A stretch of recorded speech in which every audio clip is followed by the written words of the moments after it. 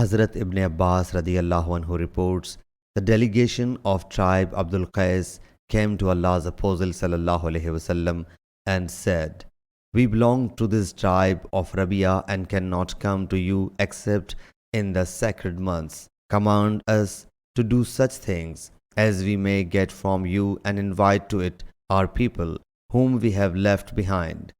He sallallahu alaihi wasallam said, "I command you to do 4 things and forbid you from 4 things. The first 4 things are as follows. Irfan. 1. To have belief in Allah Jalla Jalaluhu.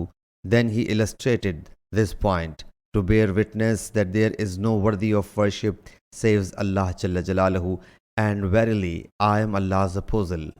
2. And to observe prayer. 3. And to pay the obligatory charity.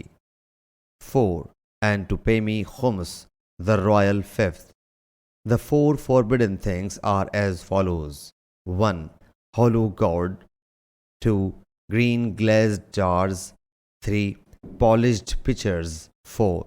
Hollowed wood utensils.